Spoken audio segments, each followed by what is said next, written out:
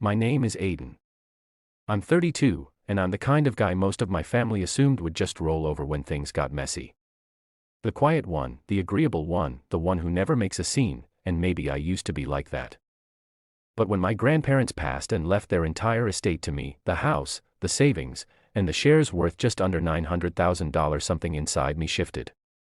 I started paying attention. I started listening more closely. And most importantly, I started planning because I knew exactly what kind of people I was related to. My brother, Tyler, is 3 years younger than me. Flashy, loud, charismatic.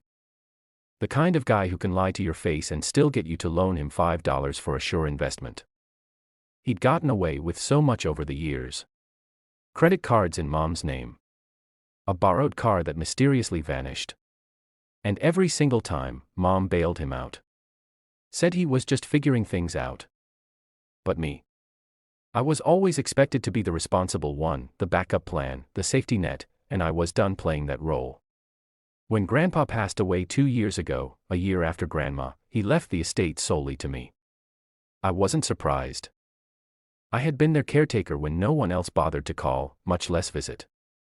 I drove them to their appointments, handled the grocery runs, managed the never-ending paperwork.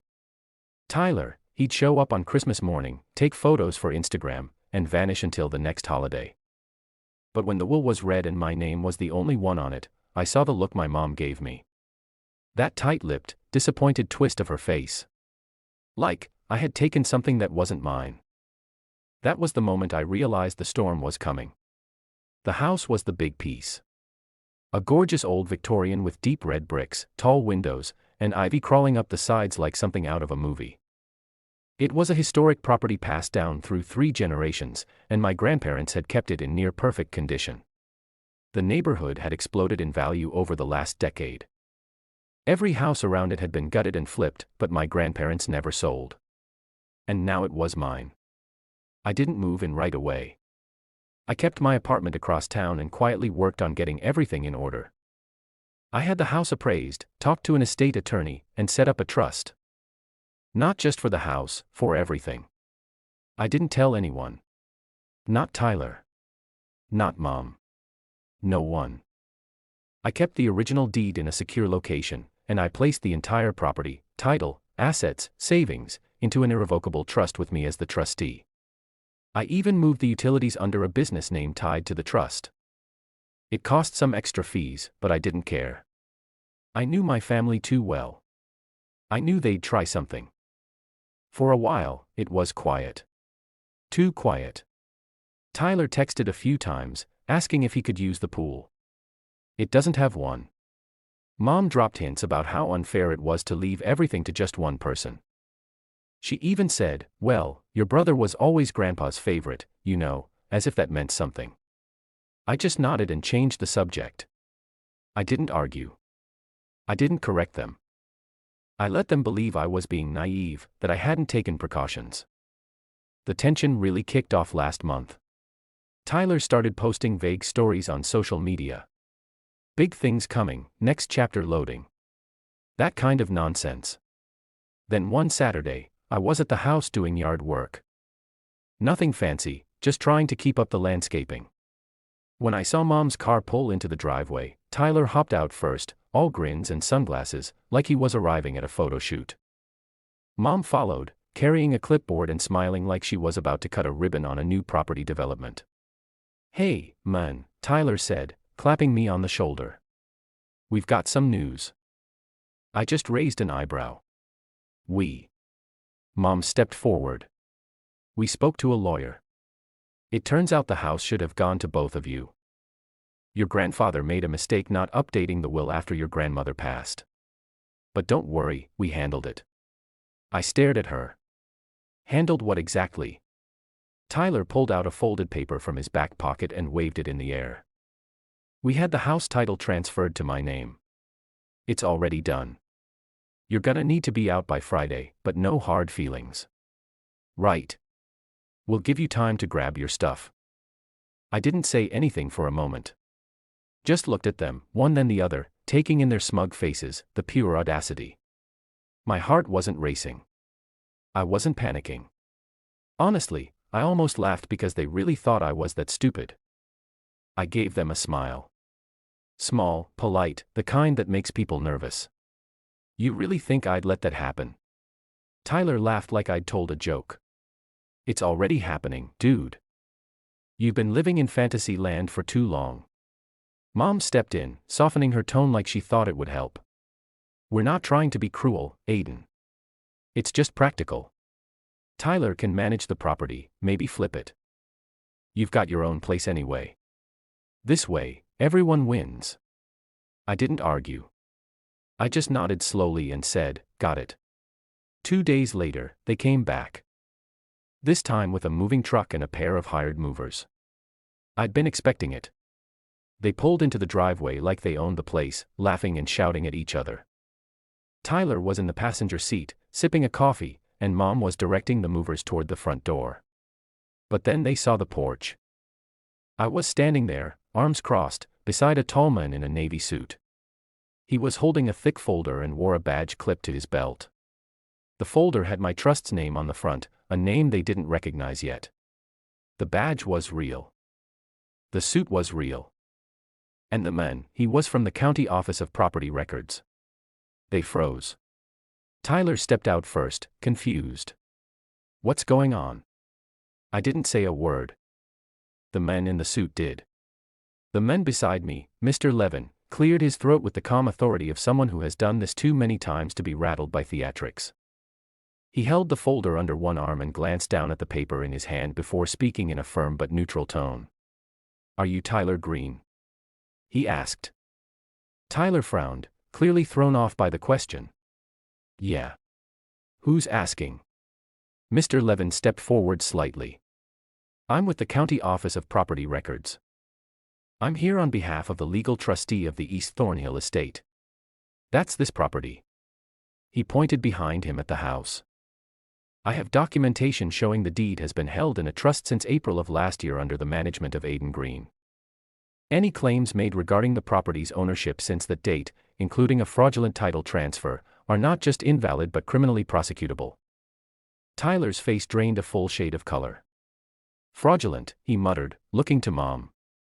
What is he talking about? Mom stepped forward, lips tight. There must be some mistake. We had a lawyer look at the old deed. It was still in Grandpa's name. We assumed. You assumed wrong, I said, finally breaking my silence. I never left the property in my name directly. It's owned by a trust. That's why you couldn't find any record in the public logs. You went to some shady title mill and tried to fake a transfer based on an outdated document. Mr. Levin nodded. I've already filed a fraud report on the attempted title claim. Normally, we'd send a warning first. But given the circumstances, bringing movers, threatening occupancy, trying to evict the legal trustee, we're skipping straight to enforcement. Tyler blinked. Enforcement. I turned slightly toward him and spoke more plainly. It means if you set one foot in this house without my permission again, you're trespassing. And if you try to tamper with the trust or any of its assets, you're looking at charges. Multiple. For a long, awkward second, no one said a word. The movers were standing halfway between their truck and the porch, looking at each other like they'd walked into a domestic minefield. One of them coughed and slowly started backing away toward the van. Tyler finally found his voice. You're seriously doing this? To family? My voice was calm, too calm. Family, you showed up here with a forged title and a moving crew. You tried to steal my home, the one thing Grandpa and Grandma wanted me to have. Don't talk to me about family. Mom's jaw clenched. They were confused. Aiden, they didn't understand. No. I said sharply, cutting her off. You didn't understand. You thought I'd be the same pushover I was at 20. The kid you could guilt into giving up his weekend to babysit Tyler's drama or float alone because you needed it just this once. But I'm not that kid anymore. I learned. I listened. And I prepared. Mr. Levin added, flipping through the folder. Also, just so it's clear, we've alerted the local precinct. If either of you attempt to return under the guise of any property claim, there will be a file ready to go. Civil and criminal. Tyler's eyes flashed, but he said nothing. He turned to the movers and snapped. "We're leaving." Now, he didn't look at me again. Mom lingered for half a second, her mouth slightly open like she wanted to say something. Maybe one last manipulation attempt, but nothing came out. She followed him without another word. The truck pulled out of the driveway, and I watched the taillights disappear down the hill. It was quiet again. That heavy kind of quiet that falls after a confrontation that's been building for years. Mr. Levin handed me a copy of the filed report and said, "Call if they come back." I thanked him. And after he left, I just stood there for a while on the same porch where I used to sit with Grandpa and listen to him talk about knowing your people. Not just their words, but their patterns, their habits. He used to say, "Don't judge people by what they say in a moment. Judge them by what they do when they think you're not watching." He was right. I had watched, and I'd finally acted. But that wasn't the end. Because 3 days later, I received a letter, one typed, formal, and signed from a different lawyer, one hired by my mother. In it, she claimed emotional distress and argued that as a direct descendant, she had a moral and familial right to a portion of the estate. She demanded compensation for the mental anguish caused by being excluded. And attached to it, a list of what she considered reasonable reparations, $150,000 in cash, joint ownership of the family home, and a monthly allowance until further notice. I stared at the paper, numb at first. Then my hands began to shake, not with fear, with fury, because she wasn't finished. And now, neither was I. I must have read that letter 6 times in silence before setting it down on my desk. The first few readings, I tried to make sense of it to believe that maybe she didn't mean it the way it sounded. But by the 6th read, there was no more room for denial. My mother, my own mother, had put her name on legal stationery and tried to bill me for not letting her and Tyler steal what my grandparents entrusted to me. It wasn't even the money that got to me. It was the sheer entitlement. The goal to call this whole thing a misunderstanding one day and then send me a formal demand for $150,000 the next, like this was just some business dispute between strangers. And the phrase that stuck in my mind, echoing louder than anything else in the letter, was familial obligation. As if loyalty only flowed one way, upward toward them. As if I was born to give and they were born to take. I didn't respond immediately. I knew better than to react emotionally. I called Mr. Levin, who put me in touch with a sharp estate attorney named Sonia Cruz. She was in her early 40s, soft-spoken but razor-focused, the kind of person who didn't bother bluffing because she didn't need to. I gave her everything, the trust documents, the letter from my mom's lawyer, even screenshots of texts and social media posts from Tyler's little Next Chapter campaign. Within a day, Sonia had filed a formal cease and desist against both of them. The message was clear. The trust was airtight, legally shielded, and they had no standing. But Sonia didn't stop there. She looked deeper. She discovered that Tyler had forged multiple signatures when attempting the bogus title transfer. He'd even used a notary stamp, fake, of course, and filed it through a sketchy online registry in another state, hoping it wouldn't be noticed in our county records. Sonia contacted a fraud investigator with the county DA's office. Turns out, they were already looking into that registry for other forged filings.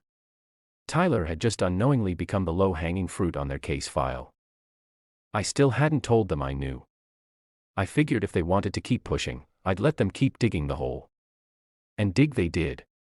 2 weeks after the cease and desist, I got another letter. This one was less formal. It came directly from my mother. Typed, but clearly her voice.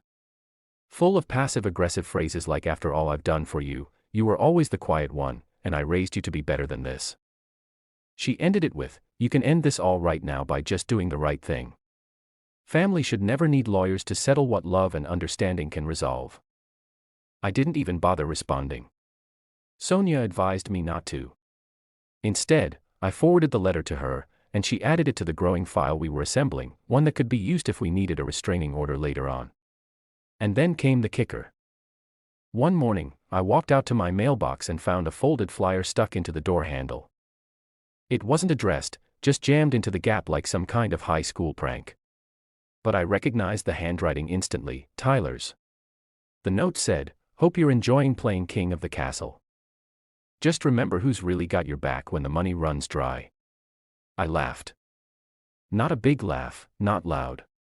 Just one of those quiet, tired laughs that comes out when you realize someone really doesn't know how far you've outgrown them. I took the note inside, scanned it, and added it to the file. But I also made a decision right then. I wasn't just going to defend myself anymore. I was going to push back. Tyler was already being looked at for real estate fraud, but Sonia pointed out that if we could prove intentional malice or harassment, we could escalate things. And while criminal courts would do their part, there was another arena where Tyler could really be hurt. His credit. His record. His job. He'd recently landed a position at a boutique real estate firm. One of those flashy places that put more effort into their Instagram account than their compliance policies. I did a little digging of my own and found out they prided themselves on transparency and ethical property transfers, which made me wonder. Would they be proud of someone who tried to steal a house with forged paperwork? But I didn't act impulsively. I waited because then something strange happened, something I hadn't anticipated. My cousin Megan, who I hadn't spoken to in years, reached out to me out of the blue. She messaged me on Facebook. "Hey, can we talk? Your mom's been calling people in the family saying some things. I figured I should let you know." We met for coffee the next morning. Megan was always the no-nonsense one. Straight shooter. And that hadn't changed. She showed me texts, voicemails, even a group chat with two of our other cousins. Turns out, my mother had started spreading a story. According to her, I had manipulated Grandpa in his final years, convinced him to change the will while he was mentally declining. She even hinted that I'd taken advantage of him emotionally, legally, maybe even medically. It was an all-out smear campaign. I felt sick. That's when I knew this wasn't about the house anymore or the money or even Tyler. This was about control. My mother couldn't stand that I'd said no, that I protected something, anything, from her grasp, and now she was going to try to ruin me for it. Megan looked at me across the table and said, "I don't believe her. Neither do Jamie or Chris. But she's not going to stop. She's calling everyone." I nodded slowly, heart beating harder than I wanted it to. "Thanks for telling me." I didn't sleep much that night because that was the moment I realized. If she was willing to lie to the entire family about me, to assassinate my character just to pressure me into giving up what was legally mine, then I had to be willing to finish this. Not just for me, but to make sure she and Tyler never did this to anyone else again. And what I did next, let's just say it didn't end with lawyers. I spent the next 2 days in my study, planning. By now, the trust was protected from any legal angle. That part was secure, but their smear campaign was already infecting the extended family. My cousin Megan's warning had come just in time, but the damage was spreading fast. I started getting vague texts from distant relatives. Things like, "Just wanted to check in" or "Heard some stuff. Hope it's not true." It was clear my mother had been busy. She wasn't just trying to take the estate. She wanted to destroy my reputation so thoroughly that no one would ever believe my side of the story. And if I let that happen, I knew what would come next. Pressure from relatives, whispered guilt, gaslighting from every corner of the family tree. Eventually, they'd try to force me to be the bigger person and hand over something for the sake of peace. I could see the trap they were setting. I wasn't going to walk into it. So I built my own. Sonia, my attorney, helped me prepare a legal declaration, a statement of facts supported by all the evidence we'd gathered. The forged title application, the fake notary stamp, the letters, the attempted property seizure, and the smear campaign. I included scanned screenshots from Megan's messages, voicemails left by my mom calling me a greedy manipulator, and the copy of the lawyer's ridiculous demand for $150,000. But I didn't just file it away in a court office. I sent a clean, easy-to-read version to every relative my mom had called. I wrote a short message. "Hi. I know some things have been said recently.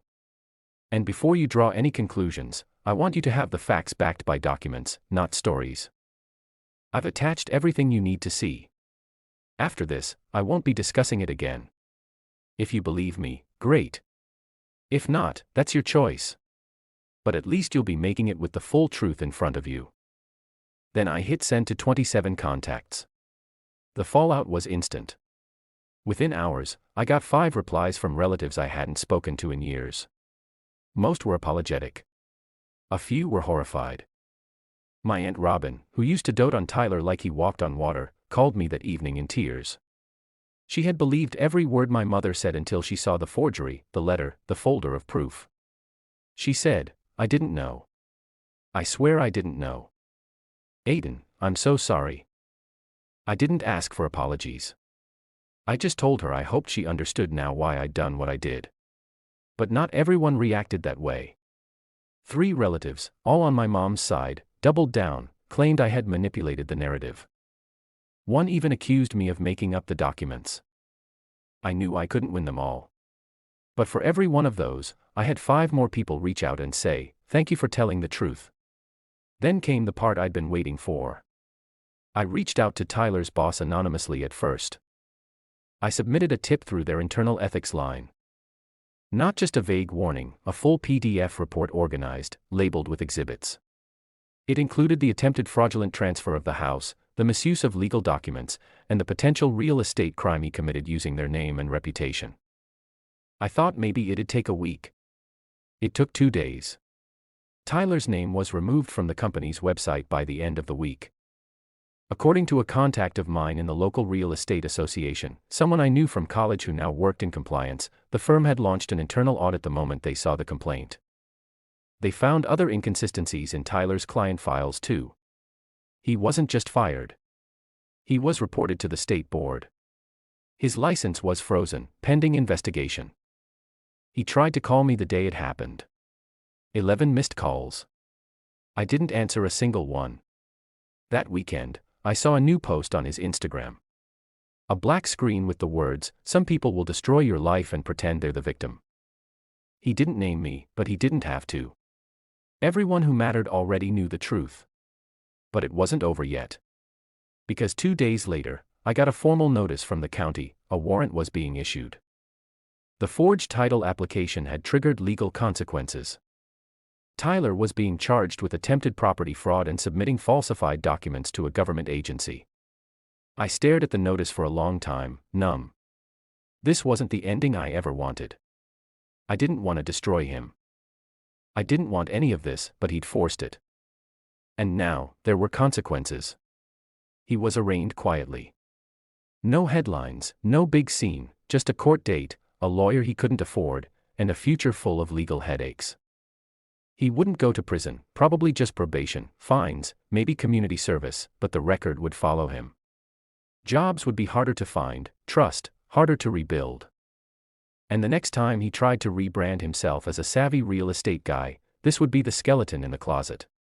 As for my mother, she went silent after the evidence went public, completely silent. She didn't reach out, didn't apologize, didn't ask for money again.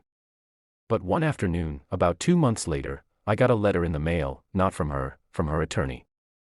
A carefully worded note stating she was withdrawing all pending legal claims regarding the estate and respectfully requesting no further contact. In other words, she gave up. She knew she lost. I didn't feel joy. I didn't feel triumph. I felt free.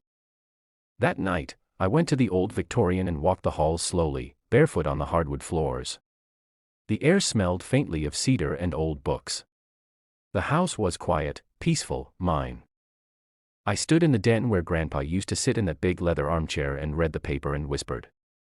I kept it safe, just like I promised. I think he would have been proud. In the end, I didn't just keep the house. I kept my dignity. I kept my future. Tyler lost his career. My mother lost her narrative. And I gained something they never expected, the strength to stop being their victim. For the first time in my life, I wasn't the quiet one anymore. I was the one who finished the fight. If you enjoyed the story and want to hear more just like it, don't forget to like the video, drop a comment with your thoughts and subscribe for more stories. Your support helps these stories reach more people, and trust me, the next one, it's even wilder.